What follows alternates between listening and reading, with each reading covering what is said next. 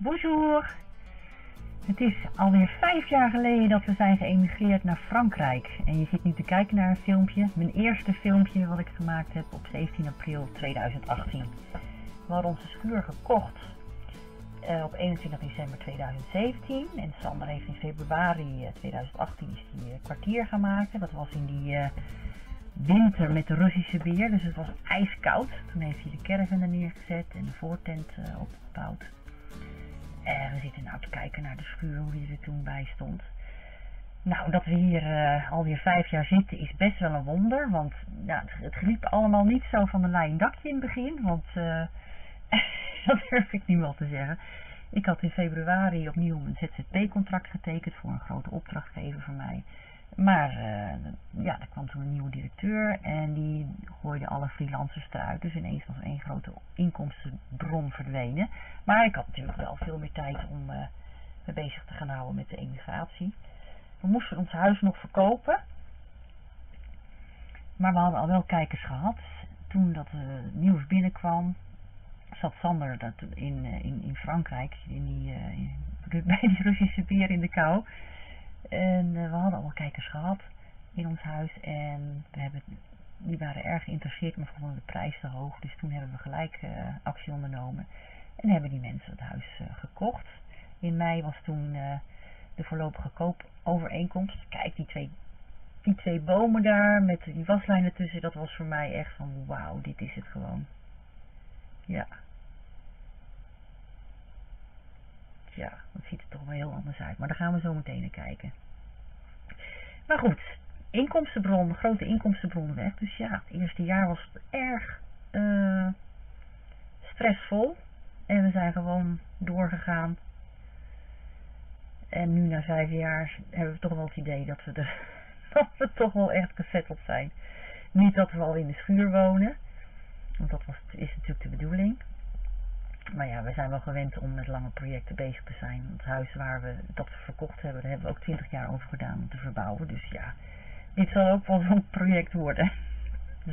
Is al zo'n project.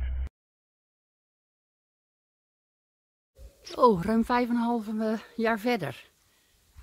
In de groenste augustus in de afgelopen 5 jaar. Vannacht een ontiegelijke onweersbui gehad met oranje bliksem. Nou, dat hebben we nog nooit gezien. Echt nieuw. Ja, zo maken we elke dag wel weer wat nieuws mee. En dat is eigenlijk ook een beetje wat ons doel was van de emigratie. Een leven creëren, wonen, werken, genieten, vakantie vieren. Zeg maar meer in balans. Niet 3 weken op vakantie en de rest van het jaar buffelen, maar alles combineren op een plek waar we ons thuis voelen. Nou, en dat is deze plek nog steeds. Natuurlijk hebben we hoogtepunten en dieptepunten meegemaakt. Ja, als alles nieuw is, off-grid elektriciteit. Moestuin aanleggen. Verbouwen. Franse schuur. Beetje groot. Misschien iets te optimistisch geweest. Maar ja, als je ergens aan gaat beginnen, moet je optimistisch zijn als je iets nieuws gaat doen. Want anders zijn er al veel te veel bezwaren waardoor je het niet doet. Tabaksplantage.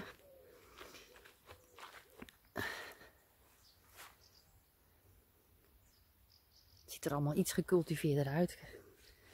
De tractorsporen zijn weg. Ja, we hebben dus besloten om alles tegelijk op te bouwen.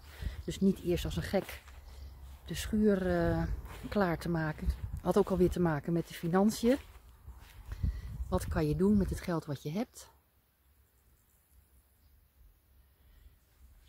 En zo zetten we elke keer kleine stapjes vooruit. Zowel in de moestuin, ook met het conserveren van groenten en fruit en zo. Want ja, dat was ook allemaal nieuw. De verbouwing, daar hebben we natuurlijk ook, we wilden eerst de leien gaan verkopen. Nou, dat is niet gelukt. Dus dan toch maar de lei op het dak. Maar daar zijn we nog niet aan toe. En de situatie in de wereld is natuurlijk erg veranderd sinds 5 jaar geleden. En dat heeft ons toch wel doen beseffen dat we juiste beslissing genomen hebben met off-grid. Want ja, dat heeft ons nu geen windeieren gelegd. En bijvoorbeeld de houtkachel in de caravan. Kijk, schoorsteen op het dak. Vorig jaar natuurlijk met het gedoe met Oekraïne, dat ineens de olie heel duur werd. Want we hadden een kleine, hoe noem je dat, petroliekachel. Ja, een hele andere voortent. Want die was in mei, voordat we geëmigreerd waren, 2018, door een flinke hagelbui in elkaar gevallen. Dus we zitten er nog steeds zo bij. Nou ja, na 5 jaar in de caravan kunnen we zeggen dat dat ook goed gaat. We hebben elkaar nog steeds niet de tent uitgevochten. Het gaat eigenlijk heel prima. Dat weet je ook niet van tevoren natuurlijk. De schuur staat vol met spullen. Ik wist niet dat we zoveel spullen hadden. De poep is eruit. Dat was ook zo'n onverwacht dingetje. Die grote poepberg. Daar maken we nog steeds gebruik van in de moestuin. Het is eigenlijk gewoon een goudmijn. Ja, we gaan gewoon lekker door. We gaan nog wel 5 jaar volmaken. Inmiddels met 2 poesjes.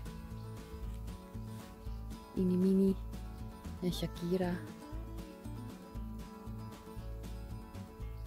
Ja.